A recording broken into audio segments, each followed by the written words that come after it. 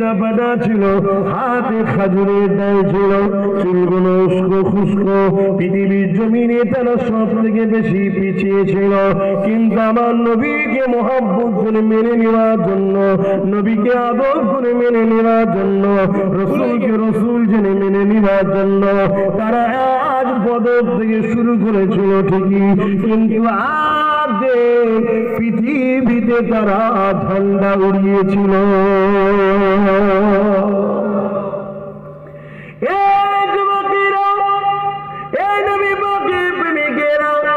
আজ আমার কওমের মধ্যে একটা ভয় কাজ করছে। কি ভয় কাজ করছে? না ওদের এত রয়েছে, ওদের সব রয়েছে, ওদের এই আছে, ওদের এই আছে, ওদের এই রয়েছে, ওদের এই রয়েছে, ওদের এই রয়েছে। আরে বোকা, তোমার মধ্যে ইমানের দুর্বল আছে বলে ওদের ওদের ভাবছো। পৃথিবীতে সব যা থাকে থাকুক, গে যাক, মনে রেখে দেবে পৃথিবীর সবাই যদি অন্যায় এক জায়গায় দাঁড়িয়ে যায়, পৃথিবীর সবাই যদি মিথ্যাতে এক জায়গায় দাঁড়িয়ে যায়, পৃথিবীর সবাই যদি জুলুমে এক জায়গায় দাঁড়িয়ে যায়, তুমি একা যদি উল্টো দিকে দাঁড়িয়ে থাকো, তথাপিও দিলের মধ্যে একদিন বিশ্বাসটা রেখো পৃথিবীর সবাই উল্টো দিকে দাঁড়াতে পারে, তুমি যদি হক সত্যর দিকে থাকো, কামিয়াবি সাহায্য আল্লাহর তোমারই পক্ষে আসবে। আরো জোরে বলুন সুবহানাল্লাহ।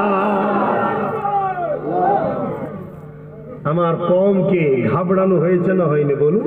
সব ঘেবড়ে গেছে। রঞ্জন ছেলে, কি হবে ভাইজান, কি হবে বলে? তো তাই বলছি আজকে গোপনে বলে, খোলা মঞ্চে বলে দিচ্ছি, কি হবে বলো, কি হবে? কিচ্ছু হবে না। ওটাই হবে যেটা খোদা চাইবে, সেটাই হবে। জোরে বলুন সুবহানাল্লাহ। কোন দাদা কি ভাবলো, কোন নেতা কি ভাবলো, কোন আলেম কি ভাবলো, কোন পীর কি ভাবলো, কোনটাই হবে না। ওটাই হবে যেটা আল্লাহ কোরআনে ঘোষণা করে দিয়েছে, নবী দ্বারা জানিয়ে দিয়েছে, ওটাই হবে। ওটা আমরা জানি ভাই। এখান থেকে নিয়ে কিয়ামতের দিন পর্যন্ত কি কি ঘটবে সব নবী বলেছে না বলেনি?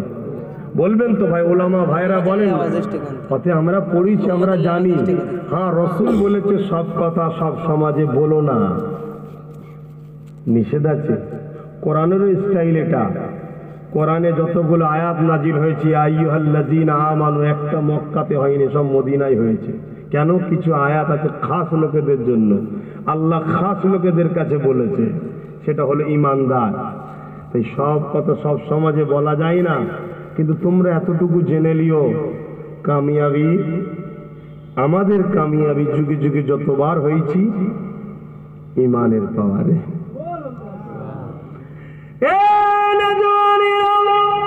আল্লাহ নবী মক্কা জমিনে এসেছিলেন আজ থেকে 1000 কিছু কম বেশি আগে, 570 খ্রিস্টাব্দে বাড়ির বিয়ে। আল্লাহ নবী কি করতে এসেছিলেন? আমার আল্লাহ নবী পাককে দুনিয়া জমিনে কেন পাঠিয়েছিলেন? যখন পৃথিবীর জমিনে নারীদেরকে যন্ত্রপথে নেওয়া হচ্ছিল, ওই নারীগুলোকে বাঁচাবার জন্য নবী এসেছিলেন। যখন পৃথিবীর গরিবগুলোর কোমরে বেল দিয়ে বাজারে কেনা বেচা হতে লেগেছিল, ওই গরিব অসহায়গুলোকে জালিমদের হাত থেকে বাঁচাতে এসেছিলেন। আর যেমন আমরা আমেরিকাকে দাদা বলি, তখন রোম ছিল পৃথিবীর দাদা। ওই রোমের মধ্যে শিক্ষিত সমাজগুলো সভ্যতা বরাবর হয়ে গিয়েছিল। গরিবের ঘরে ছেলেগুলোকে স্টেডিয়াম গ্যালারি তৈরি করে সেই মাঠেতে ছেড়ে দিত, বাঘ ছেড়ে দিত। আর ধনীগুলো স্টেডিয়ামে বসে বসে বাঘের সঙ্গে গরিবের ছেলের লড়াই, তারা আনন্দ ফুর্তি করতে লাগতো, হাততালি দিতে লাগতো। গরিবের ছেলেগুলো মারা যেত। এক কথায় পৃথিবী অশান্তির আগুনে দাও দাও করে জ্বলে। গরিব গুলো বঞ্চিত হতে লেগেছে, প্রজাগুলো শাসকদের অত্যাচারের শিকার হতে লেগেছে, নারীগুলো ভোগের পাত্রী হয়ে গেছে, জন্ত বেটিগুলোকে পুড়ে দেওয়া হচ্ছে। এক কথায় পৃথিবী ধ্বংস হতে লেগেছিল। আল্লাহ আমিন আল্লাহকে দুনিয়া জমিনে পাঠালেন, হাবিবি যান, আমি আল্লাহ আপনাকে সর্বকালে সর্বশ্রেষ্ঠ বানিয়েছে। আপনি ধ্বংস পৃথিবীকে, আপনি কি আপনার রহমত, আমার সাল্লাকা ইল্লা রাহমাতুল লিল আলামিন, আপনার দ্বারা আমি আল্লাহ পৃথিবীকে বাঁচাবো। এই যুবকেরা, তরুণেরা, আল্লাহ নবী দুনিয়া জমিনে আসলে 40 বছর নবী আমার যখন বয়স হলো, আল্লাহ বললেন ডিউটিতে জয়েন হয়ে যায়, আমার নবী পাক ডিউটিতে জয়েন হয়ে গেল। খুব ভালো করে মনে রাখবেন, আজকে সমাজের বুকে আমাদের জন্য সব থেকে ভয়ানক হয়ে দাঁড়িয়েছে মুনাফিক মুসলমানেরা, যারা এমন করে প্রকাশ্য দুশমনের সঙ্গে অর্থ নিয়ে, ডলার নিয়ে, পদ নিয়ে, গাড়ি নিয়ে, বাড়ি নিয়ে, বিভিন্ন কিছু নিয়ে তারা আমাদের সঙ্গে প্রতারণা করে, ছলনা করে নবীর থেকে আদব প্রেমকে সরাতে লেগেছে। আজকে আমাদেরকে একদল মানুষ শুধু নামাজ দেখিয়ে দিচ্ছে, একদল মানুষ বলে ইসলাম মানে দাড়ি টুপি, নামাজ এতটুকুই রয়েছে। না না না না, মন দিয়ে শোনেন, আমার নবী পাক 40 বছর বয়সে নবুয়তের ঘোষণা করেছে। 600 570 যদি আসে, 610 তাহলে হবে 570 আর 40 কত হয়? বিরক্ত হচ্ছেন? বলুন কত হয়? 610। নবী মেরাজে গেছে কবে? বলুন। 621। 610 আর 621 বীজখানে কত থাকে? 11। তাই তো নাকি? মেরাজ থেকে নামাজ এনেছে, মেরাজ থেকে রোজা এসেছে, 11 বছর নবুয়তের কি কাজ করেছে নবী? আমাদের ছেলেদের শেখানো হয়নি। আমাদের ছেলেদের শুধু বলাই বদমাইশ করতে, নামাজ পড়িনি কেন ঘুরছি, কি তাড়ানো হয় না? হয় না? ও নামাজ পড়েন, ওটার ভুল। কিন্তু ও যদি সমাজে দুটো গরিবকে হাসায়, ওটাও ঠিক, সেটা বলছেন না কেন? কথা বুঝছেন না, বোঝেন না? ও নামাজ পড়েন, ওটা ওর কি ভুল। কিন্তু ও যেদিন সমাজে দুটো গরিবকে আশ্রয় দেয়, সমাজে ইউনিট হয়ে দুটো গরিব মেয়ের বিয়ে দেয়, ওটার ভালো খসলত নয়? ওটা বলছেন না কেন? ছেলেগুলোকে আমরাই তো খারাপ করে দিলাম, আমরাই দূর দূর করে তাড়িয়ে দিলাম। যখন দুটো ভালো কাজ করছো, সাথ দেন আপনি নামাজি, আর ও আর একটা ভালো কাজ করে যেটা আপনার মধ্যে নাই, আবার ওর মধ্যে আছে। দুজন এক জায়গায় হন, ওই ওর ভালো কাজে আপনি সাথ দেন, ও দেখবেন আপনার সাথে একদিন মসজিদে আসবে, তাহলে মিলটা জমবে। তো ভাইরা আমার রসুল 11 বছর কি করেছে? হ্যাঁ,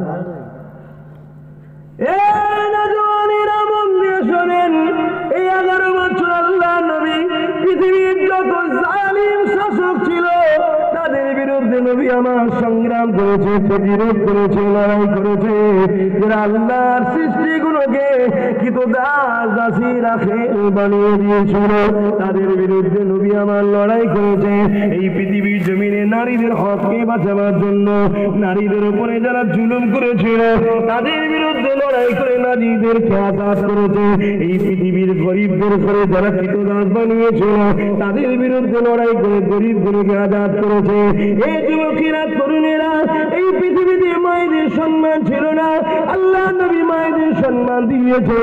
এক কথায় পৃথিবীর জমিনে যত জঙ্গল ছিল, অরাবতা ছিল, খুন ছিল, ঝগড়া ছিল, মারপিট ছিল, কাটাকাটি ছিল, যত জালিম ছিল, অত্যাচারী ছিল, শাসক ছিল, যারা এমন করে সন্ত্রাস ছিল, তাদের বিরুদ্ধে আল্লাহ নবী লড়াই করে এই অন্ধকার বাগানগুলোকে পরিষ্কার করে এই পৃথিবীকে শান্তির আলো সাম্য প্রতিষ্ঠিত করেছিল।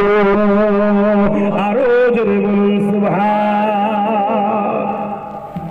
যখন জঙ্গল পরিষ্কার হয়ে গেছে, সন্ত্রাস আর নাই, চোর নাই, জালিম শাসক নাই, নারীদের উপরে অত্যাচার বন্ধ, সব যখন হয়ে গেছে, ময়দান পুরো ফাঁকা, পরিষ্কার পরিচ্ছন্ন, আল্লাহ বলছে বন্ধু আসো। তখন ডেকে নিয়ে যে বলেছে বন্ধু ওই সুন্দর বাগানের নামাজের চাষ করাও, রোজার চাষ করাও। জোরে বলুন সুবহানাল্লাহ। আমাদের বাগান এখন পরিষ্কার, নামাজের চাষ যেমন করছি আলহামদুলিল্লাহ, সাথে সাথে জঙ্গলগুলো পরিষ্কার করতে হবে না? কি গো, ভুল বলছি? একটা লোক নামাজে দাঁড়িয়েছে, আল্লাহু আকবার, একটা লোক কেন, ইমামের কথাই বলছি। তুমি জানো 100টা ইমাম থাকলে তার মধ্যে 60% ইমামের সৎ মাসে ইনকাম হচ্ছে খুব জোর 2.5 থেকে 3 হাজার। বলো আজকের দিনে একটা ইমামের 2.5 থেকে 3 হাজার টাকা চলবে। 100টা ইমামের মধ্যে 60% বলছি, কটা পার্সেন্ট? আমি কম করে বলছি, তার মানে 100-এর মধ্যে 60টা, 1 লক্ষ ইমাম থাকলে 60,000 ইমাম, তার মাসের ইনকাম কত? 2.5 থেকে 3 হাজার, খুব জোর 3,001 টাকা হবে না, তাহলে বলুন, যে ইমামের মাইনে 2.5 থেকে 3,000, তারা আমাদের মেন কাজটা করছে সালাতু মিরাজুল মুমিনিন, মুমিনদের জন্য নামাজ আল্লাহর দিদার স্বরূপ। ইসলামের প্রথম হলো কলেমা, দ্বিতীয় খুঁটি হলো কি? নামাজ। সেই দ্বিতীয় স্তম্ভের দায়িত্ব নিয়ে বসে আছে ইমাম। সেই ইমামের মাইনে কত? 2.5 থেকে 3,000 মাসে ইনকাম। শুনছেন তো ভাই? তাহলে বলুন, সে নামাজে দাঁড়িয়ে তো ভাবছে আমার বাচ্চার এই মাসে 2,500 টাকা ফিস দিতে হবে, কারণ সে তার বাচ্চাকে মূর্খ বানাবে নাকি? আপনার বাচ্চা যদি মূর্খ হয়, চোর হয়, ডাকাত হয়, খুনি হয়, লোক বলে এই বাজে ছেলে, বাজে ছেলে। আর ইমামের ছেলে যদি কারো একটা পেটের জন্য কলা খেয়ে ফেলে, এই ইমাম সাহেব ছেলেটাকে চোর বানাচ্ছ, পুরো পাড়ার মাতাল থেকে শুরু করে খুনি থেকে শুরু সবাই ইমামের পিছনে লেগে যায়। এই ভুল বলা হচ্ছে? আমি ইমাম না হলেও ওই দলেরই লোক তো রে বাবা, আমারও ঝাড় শুনি তো। আমাদের একটু ফল্ট পেলে হয়, যদি কম্মোডেটি জোরে হয়ে যায় বলি বিয়াদব বুঝুন, আর অন্যজন কাপড় তুলে রাস্তা ধারে বসাতে একবার কেউ বলতে যায় বিয়াদব। তাহলে যে সমাজ তার ধর্মের রেহনুমাকে এত ঘৃণা করে, যে সমাজ তার নবীর উত্তরসূরিদের ঘরে এত ঘৃণা করে, সে সমাজের কি করে উন্নতি হবে ভাই? আমার অজে কি অসুবিধা হচ্ছে? আমি পেটের জ্বালায় ছিলি ভাই, আল্লাহকে সাক্ষী রেখে বলছি আমার পেটের জ্বালা নেই, আমার পেটের জ্বালা নেই। এক তো খাই কম, দ্বিতীয় নম্বর কথা, যে ঘরে আল্লাহ জন্ম দিয়েছে আপনারাই তো যান শুক্রবারে, যান না? হ্যাঁ, শুক্রবারে যেভাবে লাইন দিয়ে মুসাফা করে কেউ খালি হাতে দেয় না, খুব রিয়া, বাকি সব নজরানা দেয়। নজরানা দিয়া কি বলবেন তো? জানি নজরানা দিয়ে কি? আর নিয়াও সুন্নত, দিয়াও সুন্নত, নিয়াও সুন্নত। নবী নিতেন আবার নবী দিয়েওছেন, কথা বুঝে আসছে না? তা নিয়াও সুন্নত, দিয়াও সুন্নত, শুধু মৌলী সাহেবকে নয়, বাপ মাকে দিতেও হয়, কথা বললেন, মসজিদের ইমামকেও দিতে হয়, আলেমকেও দিতে হয়। শুধু যে হুজুর তা বলছে দিওয়া নিওয়া সুন্নাত, তো লোক আমাদেরকে দেয় না, দেয় না। তো ওই দিয়ে ওইটা যা দেয়, আমার দেশের প্রধানমন্ত্রীর মাসে মাইনে নেই। শুনছেন না শোনেন না? হ্যাঁ, আমার দেশের প্রধানমন্ত্রীর মাসে মাইনে কত শুনেছি তো, 1 মনে হবে নাকি, আগে তো বেড়ে বেড়ে গেছে নাকি জানি না, কত হবে জানেন আপনারা? আমি শুনেছি 1, আর রাজ্যপাল রাষ্ট্রপতির 1,01,000 টাকা মনে হয়, একটু বেশি। শুনছেন না? আমাদের মাসে মুসাফা করে, আমি আমার কথা বলছি, 1.5 লাখ, 2 লাখ, 2.5 লাখ, আর 3 দিন হিসাব বলে তো সে আর হিসাব দেওয়া যাবে না, অসুবিধা আছে। তাহলে বলুন, যে ঘরে এসেছে, আপনি যদি বলেন এই হুজুরের তাহলে আজ যাবনি রে, আপনি যাবেন না তো কি হয়েছে? নদীর এক পার ভাঙে আর এক পার গড়ে, এটাই আল্লাহর কুদরত। দেনেওয়ালা মালিক আপনিও নয়, আর লেনেওয়ালা আমিও নয়, আল্লাহ বুঝে বুঝে দেয়। লোক ঘর থেকে বসে আছে যে হুজুর 5 জন এসেছে, ফোন করেছে একটু বেরোবেন। আমি মনে হয় ভাই আমি ব্যস্ত, যে ফোন করছে দলি যে তাকে বলছি ব্যস্ত আছি রে, বল না পরে আজকে তো শুক্রবার নয়, বলছে বসে আছে আসেন না। 1 ঘন্টা পরে আবার বলছে বসে আছে, 2 ঘন্টা পরে বসে আছে, 3 ঘন্টা পরে বসে আছে। জলসায় বেরোবার সময় তখন একদম তাড়াতাড়ি টানাটানি বাজার ছুটতে হবে। এবারে খারাপ নেবেন না, বুঝাবার জন্য বলছি, দেনেওয়ালা মালিককে আল্লাহ। হ্যাঁ, এই আল্লাহ, আল্লাহর উপর ভরসা করো। এগিয়ে এসেছে ভাইজান, 3 ঘন্টা ধরে বসে আছি, কি খবর? আপডেটে আসো কেন? আবার মিজাজের সাথে কি খবর? আপডেটে আসো কেন? না ভাইজান, একটু শুধু মুসাফা করবো বলে, একটু মুসাফা করবো। 3 জনই মুসাফা করলো কি 4 জনই মুসাফা করলো, প্রত্যেকের হাতে ঠেলছে, দেখছে। কি বুঝলেন? এটা যদি আপনি হিংসা করেন, আমার কমবে? আর আমি হাজারো চেষ্টা করে বাড়াতে পারবো না। ওটা কার পক্ষ থেকে হয়? আল্লাহর পক্ষ থেকে। এবারে আমার আল্লাহ এত সুযোগ দিয়েছে আমায়, এই সুযোগকে যদি আমি আল্লাহ বিরোধী লাগাই, তাহলে সাইজ করবেন যিনি, তিনি কে? হ্যাঁ, সেটাও তিনি করে দেবেন। পারে তিনি? পারে না? পারে না? হ্যাঁ, সাগরে তিনি তুফান তোলে, পুরো জোয়ার কানায় কানায় পানি, আবার দেখা যাচ্ছে জমি ফেটেও গেছে। কে করে? অথব আব্বাস আপনি আল্লাহ সিদ্দিকী, যেমন আল্লাহ যেমন আব্বাস সিদ্দিকীকে তুলছে, আমি যদি আল্লাহর যদি নারাজ হয়ে যায়, আল্লাহ না হয় তার আগে যেন মরণ হয়ে যায়, বলুন আমিন। আল্লাহ ফাটিয়েও দিতে পারে, একেবারে শেষ করে দিতে পারে। কথা বুঝে আসছে? আল্লাহকে ভালোবাসুন, আল্লাহকে ধরুন, আল্লাহকে ভরসা রাখুন। সংসারে অভাব, তাহাজ্জুদ করুন, আল্লাহর কাছে চান। ফজর পড়ুন, আল্লাহর কাছে চান। ফজরে রুজির বরকত হয়। আর আমাদের ছেলেরা ফজর বেলা কি করে বলুন বলুন? সেই 10টার সময় তো ফেলে ওঠে, খুব জোর হলে কেউ খুব চাপাচাপি থাকে, রাগমুখ করে 7টা 8টায় ওঠে। বলুন তাহলে কি হবে? রুজি তো বন্টন হয় ফজর বেলা। আপনি তখন কোথায়? শীতকালে কম্বলের ভেতরে, আর গরমকালে হাফ প্যান্ট পরে। হাসবেন না, আমি ডাক্তার বলা কথা বুঝে আসছে না? আমি জানেন আমার ভাইয়েরা, যেটা মাহফিল হচ্ছে এখানে ভিড় করার জায়গা না, এখানে বসতে হয়, বসলে সব হয়। সব তো আমাদেরই ছেলে, কেউ আমাদের বাইরে আছে নাকি? তাহলে তারা যদি না বোঝার কতবার ডাকবে? কত সম্ভব নয়। খারাপ লিখছেন নাকি বাকিগুলো? আপনাদেরও যেমন জিন্দগিতে অনেক চিন্তা আছে, কাজ আছে, আমারও জিন্দগিতে বহুত টেনশন, বহুত কাজ। তবে আল্লাহকে সাক্ষী রেখে বলছি, পরিবারের জন্য যদি 100টা কাজ থেকে 1% দিই, বাকি 99% আপনাদের জন্য চিন্তা করি। মানেন চাই না মানেন, দেরি হলো, আল্লাহ যদি করায় একদিন বুঝতে পারবেন যে হ্যাঁ পার্সেন্ট দিয়ে কিছু করে আপনাদের জন্য। কেন? একটাই কারণ, মদিনাওয়ালা আপনাদেরকে ভালোবাসে আর আমি তিনাকে ভালোবাসি। অতএব তিনার ভালোবাসাকে ভালোবাসা মানে তিনি আমার উপরে খুশি হবে। তিনাকে খুশি করার জন্য আমি আপনাকে প্রেম করি, আপনাকে ভালোবাসি। আল্লাহ নবী সারা জীবনটা তোমার আমার জন্য কেঁদেছেন। আজ রোজা মুবারকে আল্লাহ নবী তোমার আমার জন্য কাঁদতেছে। কি গো, মানেন তো নাকি? আল্লাহ নবী হায়াতুন নবী, বারজাকি হায়াত। ফুরফুরাওয়ালাদেরও আকিদা নবী হায়াতুন নবী, দেওবন্দিদেরও আকিদা নবী হায়াতুন নবী, বেরেলিদেরও আকিদা নবী হায়াতুন নবী, জনপুরীদের আকিদা নবী হায়াতুন নবী। ভারতে এই 4টে দলই ইসলাম এনেছে। শুনছেন না শোনেন না? এখন অনেক আগাছা হয়েছে, কেউ না মানে না মানুক গিয়ে। মনে রাখবেন, এই 4 সিলসিলা ভারতবর্ষে ইসলামের আলো ফুটিয়েছে, আজও চলছে। আর এনাদের সবার পীর সাহেব হলো আব্দুল হক মুহাদ্দিস দেলভী রহমাতুল্লাহ আলাইহি। জোরে বলুন সুবহানাল্লাহ। তিনিও বলেছেন নবী হায়াতুন নবী। জোরে বলুন সুবহানাল্লাহ। কেউ যদি নাও বলে, স্বয়ং আল্লাহ বলেছেন নবী হায়াতুন নবী। জোরে বলুন সুবহানাল্লাহ।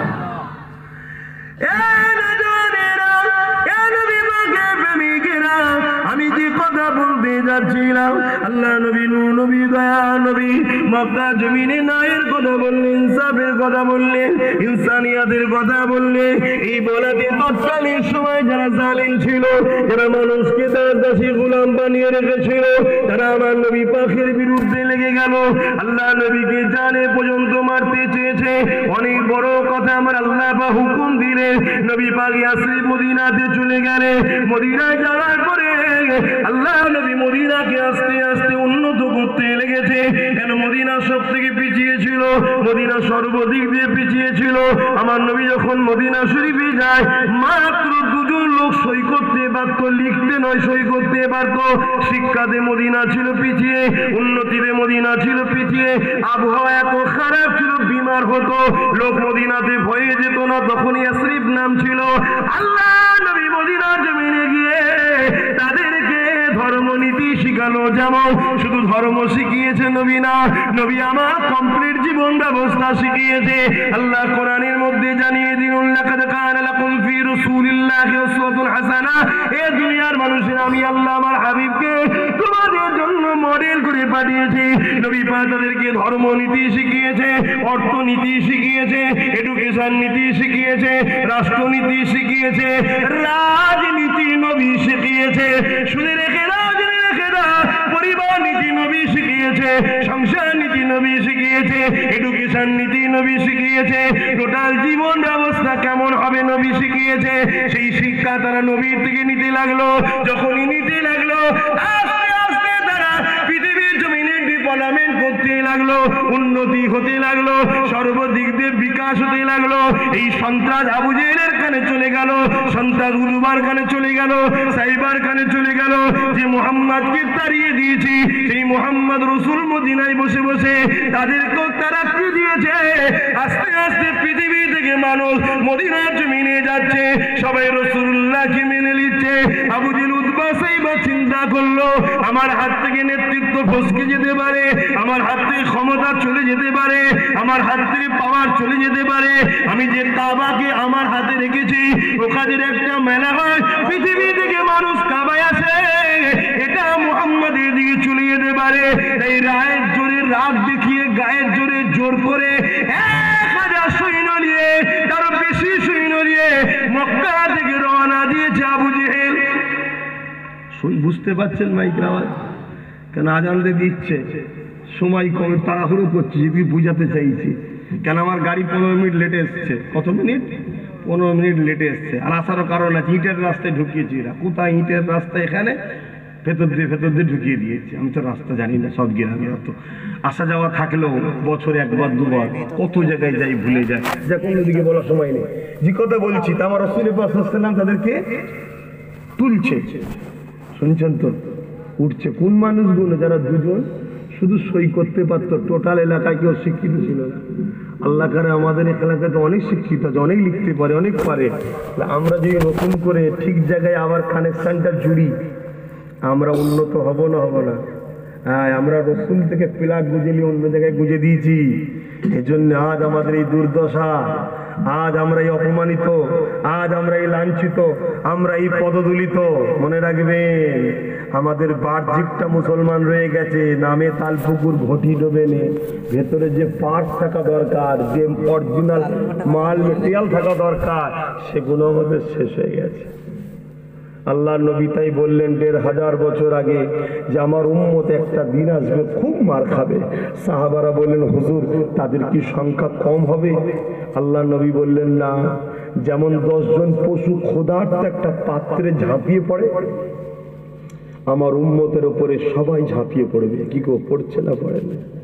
বলেন নবীর কথা ঘটছে না ঘটে না? একটু হ্যাঁ না বলবেন তো? বসনিয়ায় দেখুন, চাসনিয়ায় দেখুন, লিবিয়ায় দেখুন, সিরিয়ায় দেখুন, প্যালেস্তাইনে দেখুন, দুনিয়া সব জায়গায় দেখুন, আমরাও কোনটা সুখে আছি? আমরাও সুখে আছি? আমাদের উপরও হামলা হচ্ছে না? হয় না? আরে ডাইরেক্ট না হলে আমাদেরকে তো পঙ্গ করা হচ্ছে ভেতর থেকে। শিক্ষা শেষ, চাকরি শেষ, কর্ম শেষ, সব শেষ। পেটের জ্বালা ধরলে তখন বেটিগুলো খারাপ রাস্তায় নামবে না? নামবে না? আর খারাপ রাস্তায় যখন নামবে, নামাজি মুসলিম ইমাম সাহেব গুলোর আল্লাহ দয়া করবে তো নাকি? হ্যাঁ, সমাজের রহনুমা আমরা নয়? বড় বড় বড় বড় সব পদ নিয়ে, টাইটেল নিয়ে ঘুরে বেড়াচ্ছে, আল্লাহ ছেড়ে দেবে? হ্যাঁ, আমরা 1000 বার বলেছি, বুঝাচ্ছি, লোক লাইনে আল্লাহ আমাদের সামনে রহমত দ্বারা একটা প্রাচীন দিয়ে আযাব দেবে, সব শেষ করে দেবে, তাদেরকে আল্লাহ বাঁচিয়ে দেবে। জোরে বলুন সুবহানাল্লাহ। আমাদের ডিউটি এটা বলতে হবে। বললে তোমার মতো 20টা ছেলেমাই গাল দিচ্ছেন, না বললে আল্লাহ বলছে আই ভুলাই হবে। কারণ আল্লাহর মার খাওয়া থেকে বাঁচবো না তোমাদের গাল খাওয়া থেকে বাঁচবো? বলো দিকে। হ্যাঁ, আমি তো চিন্তা করলি যে আল্লাহ একদিনের জন্য যেন জাহান্নাম দেখাতে না লি যাই। ওহ, জাহান্নাম যে কি কঠিন শুনতে লাগে। জাহান্নাম যে ড্রেসটা পরানো হবে, ওই ড্রেসটা যদি আসমানে টাঙানো হয়, এই পৃথিবীতে মানুষ গন্ধ, দুর্গন্ধে হার্ট অ্যাটাক করে মারা যাবে। এত দুর্গন্ধ, এত বাজে গন্ধ। জাহান্নামীদের যে জিঞ্জিল দিয়ে বাঁধা হবে, মুখ দিয়ে ঢুকানো হবে, পায়খানা রাস্তা দিয়ে বার করা হবে, ওই জিঞ্জিল যদি আসমানে টাঙিয়ে দেয়, পৃথিবীতে কোনো গাছপালা গজাবে না। আমার বাবার কথা নয়, এটা কোরআন বলছে, রসুল বলছে। এটা মানে যে সেই তো ইমানদার। এ কথা শুনছেন না শোনেন না? তারপরও আবার আল্লাহ বলেছে, লা তাকনাতু মির রাহমাতিল্লাহ, বান্দা আমার রহমত থেকে নিরাশ হোস না। ভুল করে ফেলেছিস, তওবা কর, তওবা কর, আমি আল্লাহ ক্ষমা করে দেবো। জোরে বলুন সুবহানাল্লাহ। আমি প্রত্যেকটা যুবককে মাশওয়ারা দেবো, পরামর্শ দেবো, আলোচনা করব যে আজকেই তওবা করো। বাকি 5 দিন থাকো, আর 5 বছর থাকো, আর 50 বছর থাকো, একটাই লক্ষ্য থাকবে, আমি আমিনার লালের গোলাম, আল্লাহর দাস, আমিনার লালের গোলাম। অর্থাৎ নবী যেভাবে চলতে বলেছে সেভাবে চলবো। কারবার করব, নবী যেভাবে করতে বলেছে। সংসার করব, নবী যেভাবে করতে বলেছে। রাজনীতি করব, নবী যেভাবে করতে বলেছে। এ অসুবিধা আছে নাকি? কথা বলছেন না কেন? কোন মুফতি, মৌলানা, পীর সাহেব, পীরজাদা যদি বলে আরে গণতান্ত্রিক দেশে চলে নাকি, মনে রাখবেন সে মূর্খ একটা, সে যে বেরিয়ে পড়েছে মূর্খ। যদি এই দেশে সবার নেতা চলে, তো দোনো জাহানের সুলতান মুহাম্মদ রাসূল কেন চলবে না? কথা ঠিক না বেটি? সবারটা চলছে, মাতালেরটাও চলছে, ঘুষখোরেরটাও চলছে, চোরেরটাও চলছে, চিটিংবাজেরটাও চলছে, জেনাকারীরটাও চলছে, খুনিরটাও চলছে। আরে যিনি না হলে কুল কায়নাত হতো না, সেই মুহাম্মদ রাসূলেরটা কেন চলবে না?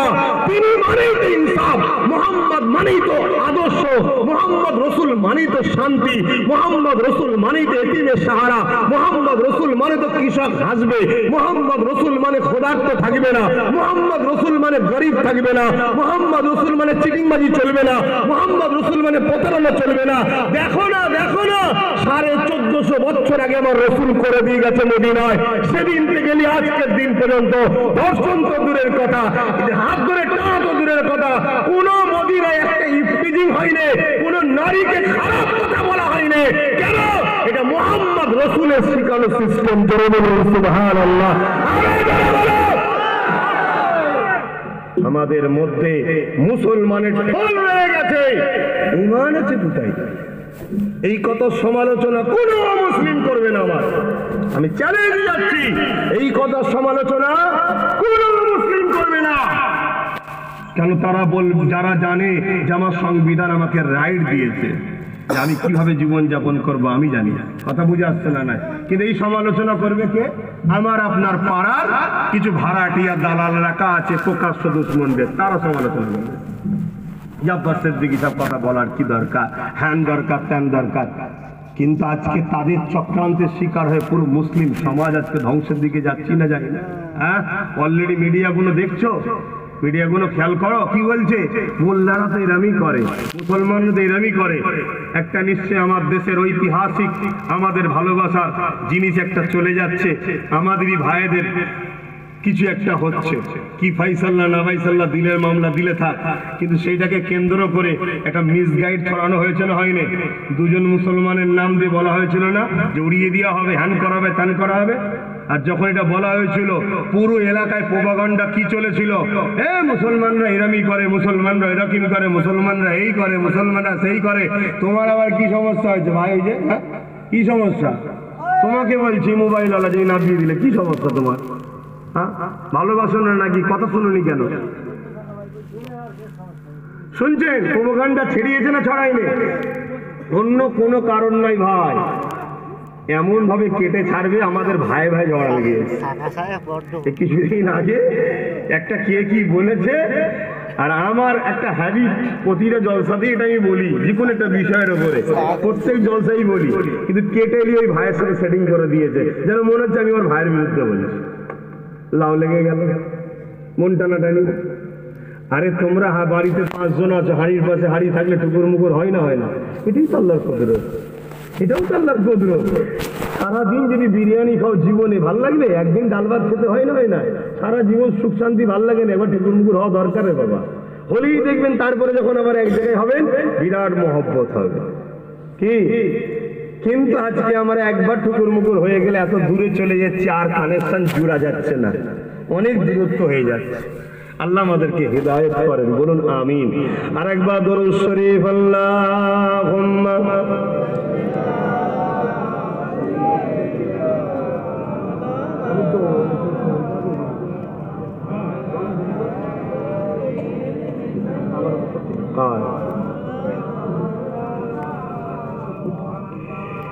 एक मैं ही नहीं उन पर कुर्बान जमाना है। বলুন না সুবহানাল্লাহ, আরো জোরে বলুন। শুধু আমি একা নয়, পুরো জামানা আমার রাসূলুল্লাহর জন্য কুরবান। জোরে বলুন সুবহানাল্লাহ। एक मैं ही नहीं उन पर